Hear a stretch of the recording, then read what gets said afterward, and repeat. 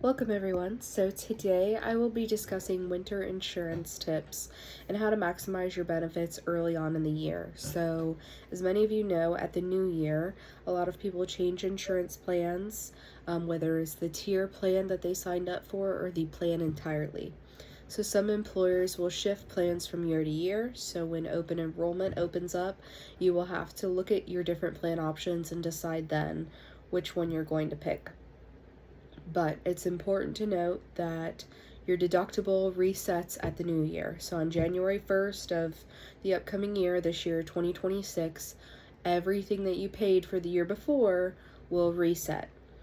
And this is important because your deductible is the amount of money you pay before your insurance will kick in and pay for the rest. If you have a higher deductible, it does not mean that you have a quote unquote bad plan. Normally, a higher deductible is associated with a lower monthly premium, and vice versa. That also brings me to what is a copay. So when you are looking at your insurance benefit summary, if it says you have, say, a $30 copay to see your primary care physician, that means when you go and see your PCP, other than your yearly wellness visit, if you go see them for a regular sick appointment, they will charge you $30 just for that appointment. They might charge you additional for other services that they perform while you're there, but just for walking in the door and seeing the physician, they're charging you $30. So it's a fixed amount that you'll pay. It is important to note that that amount does not necessarily go towards your overall deductible, but it does count towards your out-of-pocket maximum that you would pay. Now you might be saying, well, what is an out-of-pocket maximum? That is the amount at maximum that you can be paid, that you can be billed. You cannot be billed beyond that amount. So if your out-of-pocket maximum for the year is $8,000, that means once you've paid $8,000, you will not have to pay for any services beyond that, as long as the services that you're getting are in network.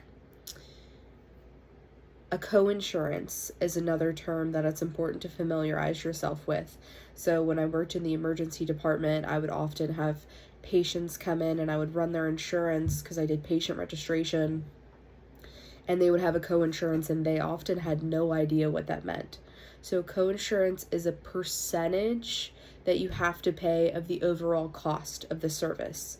So say you go to the emergency room and you have a 20% coinsurance that you have to pay, and say the visit costs you $200, that means you would have to pay $40 for your visit, and then your insurance would pay the additional $160 to make it up to the $200.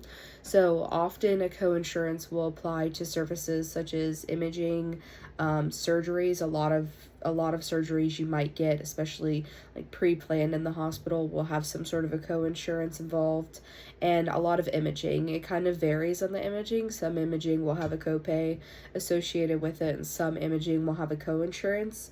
So it's important to know what the difference is. Copay is a fixed flat amount. You know exactly what that is going into the service.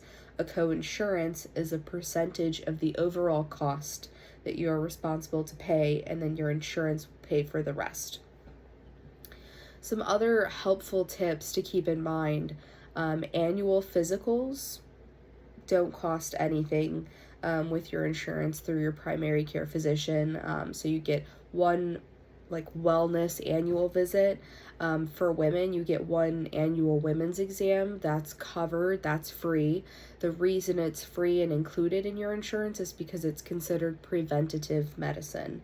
So it's something that you're doing in the hopes of preventing any health issues in the future, because you're getting checked up by a physician regularly, and that can kind of help present some future healthcare costs for you and for your insurance company, which is part of why that is free.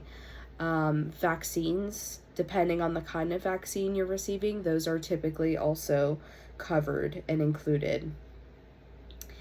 Another thing to keep in mind, if you ever go see your primary care physician, a specialist, you go to the emergency room.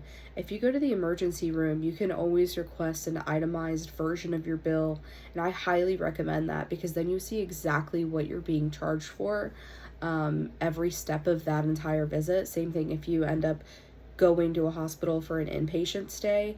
But if something, say you get a bill from a specialist, say you go see, the chiropractor, and you have a set coinsurance or copay for that visit, and they bill, say your copay is $30 and you get a bill for $40, you're going to want to inquire about that. Maybe there's something additional that they charged you the extra $10 for, that is has some sort of reasonable explanation, but otherwise the copay portion should be a fixed amount.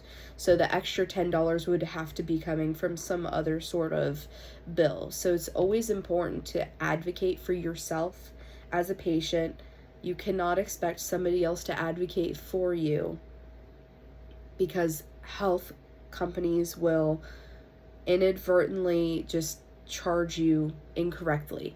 And it is your responsibility, unfortunately, to overlook your bill and make sure that you catch anything that you might see as a discrepancy, and that you contact them so that they can get the bill fixed or send you an itemized version, or that you can potentially appeal it.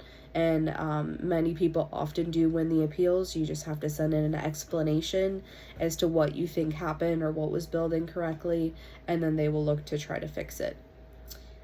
Another thing to keep in mind, there are some healthcare facilities that will actually offer cash prices, or for a discount, or if you pay same day of service. So for instance, I had a situation where I had a surgery, and if I paid the amount of money that I owed for the surgery, my coinsurance, if I paid that coinsurance amount the same day that I got my surgery, they would give me a 20% discount for paying it the day of, instead of waiting to be billed after the fact. So there are some facilities that offer that. There are also some facilities that, or a majority of facilities, hospitals, emergency rooms, they offer you potential for financial flexibility and some financial assistance. So a lot of hospitals will let you apply for some sort of financial assistance depending on, the bill and what your socioeconomic status is. So that's something good to know. You can also always speak to the financial department and try to get a payment plan set up, and they should work with you. So keep that in mind as well. If you want more videos on insurance, patient rights, and healthcare navigation, please hit subscribe and drop a comment. Tell me what topic you want to hear about next. Thank you for watching.